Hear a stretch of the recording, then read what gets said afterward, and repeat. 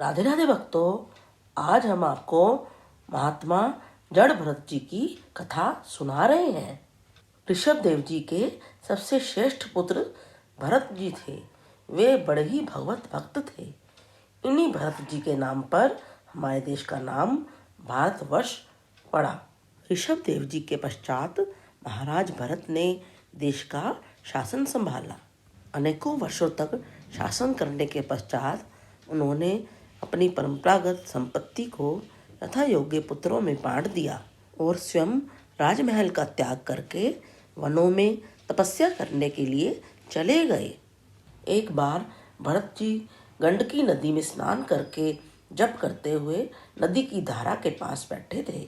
उसी समय एक गर्भिणी हिरनी प्यास से अत्यंत व्याकुल हो अकेली ही जल पीने के लिए नदी के तीर पर आई। अभी वह जल पी ही रही थी कि पास ही गरजते हुए सिंह की भयंकर दहाड़ सुनाई पड़ी। प्राणों पर आ बनी देखकर उसने ज्यों ही नदी पार करने के लिए छलांग मारी, त्यों ही उसका गर्भ अपने स्थान से हट गया और नदी के प्रवाह में गिर गया।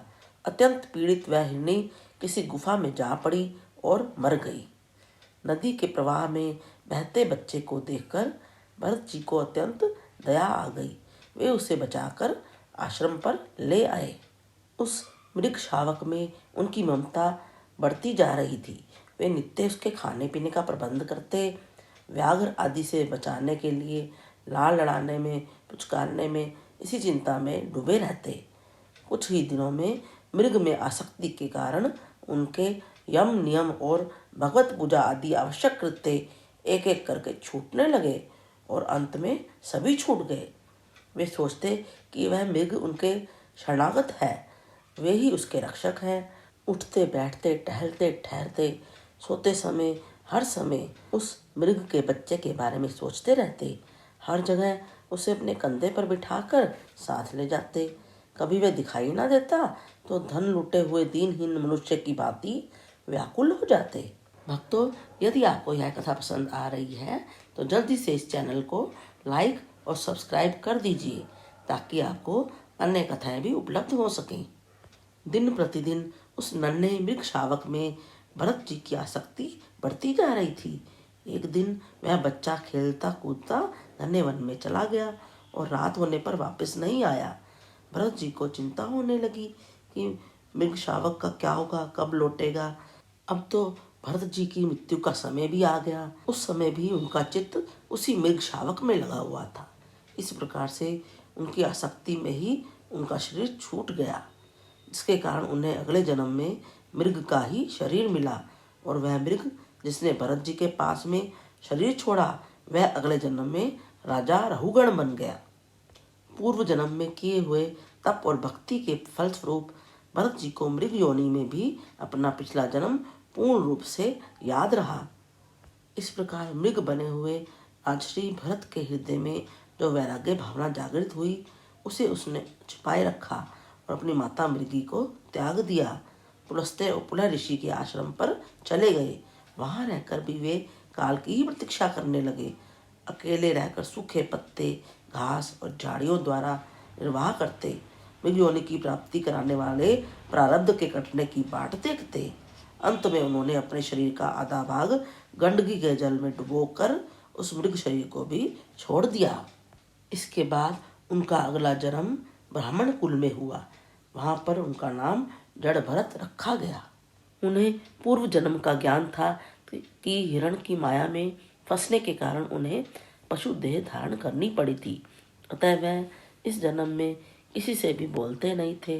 बोलने और खाने ये दोनों कार्य करने वाली जीभ पर यदि अंकुश लगा लिया जाए तो हमारे बहुत से कर्म बनने से बच जाएंगे।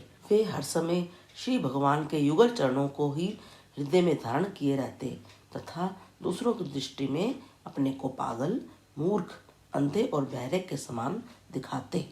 भरत जी के पिता ने उन्हें पंडिताई पढ़ाई, परंतु वे जानबूझकर मंत्र उच्चारण अच्छे ढंग से नहीं करते क्योंकि वे अपना ज्ञान प्रसिद्ध नहीं करना चाहते थे। भाई उनसे जो भी कार्य करने को कहते वे उसका उल्टा ही कर देते। खेत में मेड़ बनाने को कहते तो गड्ढा बना देते। खेत की रखवाली करने को कहते खेत में गायों को चरने के लिए छोड़ देते, गायों को रोकते भी नहीं थे, अपितु कहते थे खाने वाला राम खिलाने वाला राम, तो रोकने का क्या काम। एक दिन किसी लुटेरों के सरदार ने संतान की कामना से देवी भद्रकाली को नरबलि देने का संकल्प किया। उसने इस काम के लिए किसी मनुष्य को पकड़कर मंगवाया, किंतु वह मरण भय से उनके चंगुल से छूटकर भाग गया। उसे ढूंढने के लिए उसके साथियों ने बहुत दौड़ धूप की, परंतु अंधेरी रात में उसका पता ही नहीं चला। अकस्मात दैवयोग से उनकी दृष्टि जड़ भरत जी पर पड़ी, जो एक टांग पर खड़े होकर हिरन, सुअर आदि जानवरों से खेत की रखवाली कर रहे थे। उन्हें देखकर वे लोग बहुत प्रसन्न हुए। यह पुरुष पशु उत्तम लक्षणों वाला है, इसे देवी को भेंट चढ़ाने से हमारे स्वामी का कार्य अवश्य सिद्ध होगा।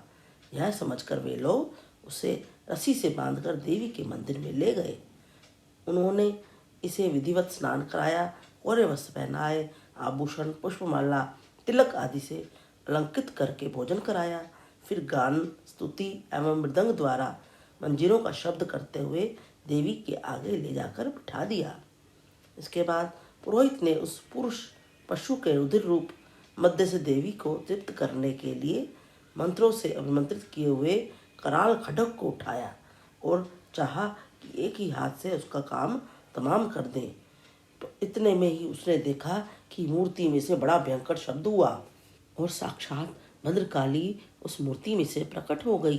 पुरोहित के हाथ से तलवार छीन ली और उसी से उन पापियों के, दुष्टों के सिर काट डाले।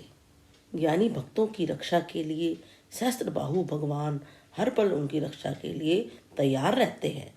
एक बार सिंध देश के राजा रहुगण तत्व ज्ञान प्राप्ति की इच्छा से कपिल मुनि के आश्रम की ओर जा रहे थे। रास्ते में पालकी उठाने वाले एक कहार भाग गया, तो बाकी 3 कहार जड़ भरत को पकड़ कर ले आए और उन्होंने पालकी उठवाई। संपूर्ण भरतखंड के राजा, जो स्वयं अनेकों बार पालकी में बैठे थे, आज पालकी उठा रहे हैं। अपने प्रारब्ध भुगतनी ही पड़ती है। प्रभु के ध्यान में मग्न भरत जी की अनोखी दशा थी। वे कभी व्याकुल होकर रोते तो कभी मन ही मन भगवान के दर्शन कर हंसते।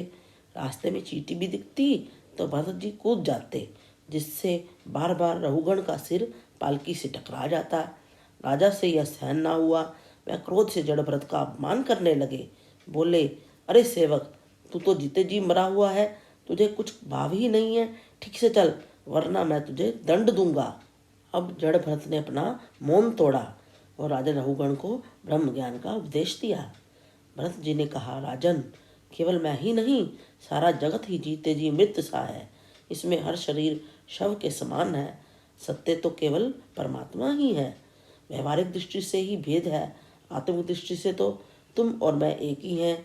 शरीर को शक्ति देता है मन और मन को बुद्धि, परंतु बुद्धि को प्रकाशित करने वाले तो केवल श्री हरि परमात्मा ही है। राजन, हर जीव में परमात्मा है, यही सोचकर मैं चींटी का भी ख्याल रखते हुए इस प्रकार से छलांग लगाते हुए चल रहा हूँ। जड़ भरत के ऐसे विद्वतापूर्ण वचन सुनकर राजा रहुगण अचंभित हो गए। सोचने लगे कि सचमुच में ये कोई ज्ञानी महात्मा है। अतः वे अपने बड़प्पन के अभिमान को त्याग कर तुरंत पालकी से नीचे उतर पड़े और उनके चरणों में गिरकर क्षमा मांगने लगे।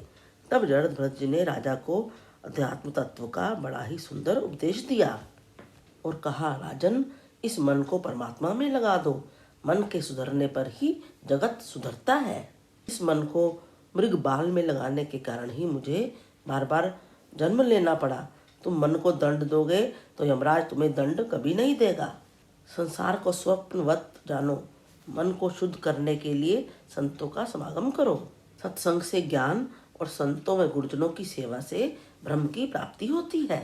यदि आपको यह कथा पसंद आई है तो इसे अधिक से अधिक शेयर कीजिए और कमेंट्स में हमें बताइए कि आपको यह कथा कैसी लगी है। हरे कृष्ण कृष्ण कृष्ण हरे हरे, हरे राम राम राम हरे हरे।